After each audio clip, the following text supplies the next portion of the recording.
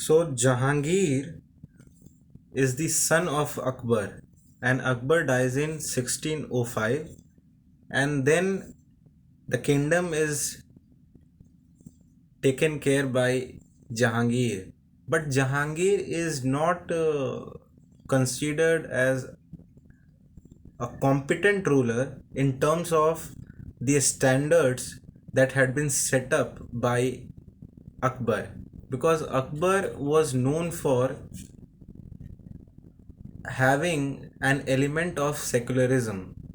Though he was a practicing Muslim, but he never forced Islam on anybody. Though it is said that when he had started, he was not a secular ruler, but as he became matured, he realized that a kingdom or a dynasty could not survive if all the people of different faiths are not given accommodation in the kingdom.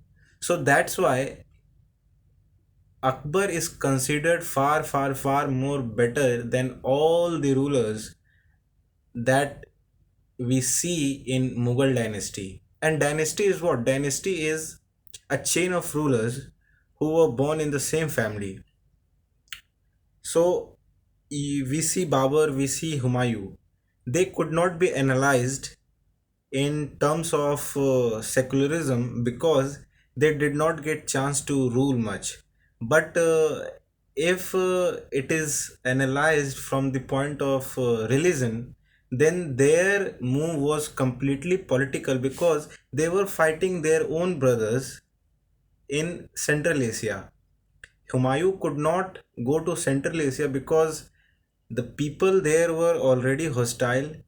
So he had to go to Shah of Persia, who gave him asylum, and for a very profound period he stayed there, and he was supported by Shah of Persia on the promise made by not by Jahangir, by Humayun, that once he will win the Indian subcontinent, the upper part. When I say Indian subcontinent, I mean the northern India. He will hand over the province of Kandahar to Shah of Persia. So that was the promise that he made to the Shah of Persia, and he could not move to the Central Asia because already there was wars going on, and it was not appropriate for the Humayun to reach there and try to make some space for himself. So he decided not to go there. So it was a very calculated move.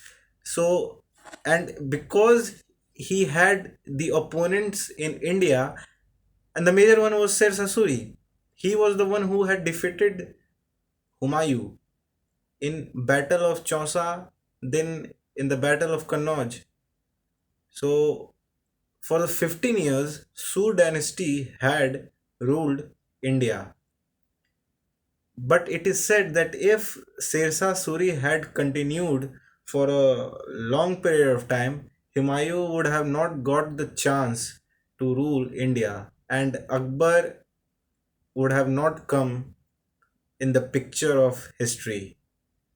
So we would have not seen a lot of things that we see or we witnessed.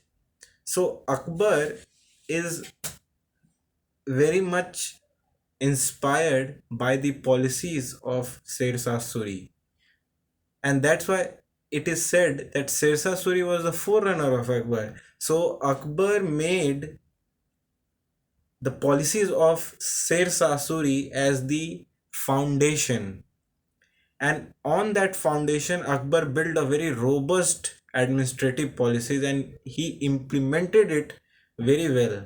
And I think he was very good at implementing as well as formulating policies, and he had a very good cadre of officers who were loyal and who were visionary as well, that we don't get to see in the courts of next rulers who come.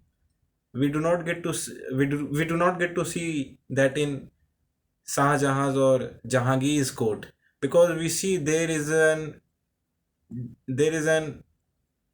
element of disintegration. A lot of officers who were present in the Akbar's court, they had moved to the regional kingdom because they were not given the chance which Akbar had provided them.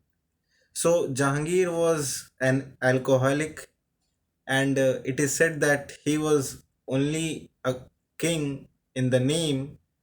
The original powers were in the hand of Noor Jahan, and the Noor Jahan was the empress. Jahangir was just a signing authority. So it was Noor Jahan who took all the decisions of the administration, and it would be considered as a turning point because a woman was ordering the nobles. So it was very humiliating for the nobility class to take orders from a woman. Though, because the Mansabdari system was intact, we did not get to see the disintegration. But in the time of Aurangzeb, we see the disintegration accelerates, and the Mughal empire gets weakened. So I think there is a whole lot of changes we witness in these periods.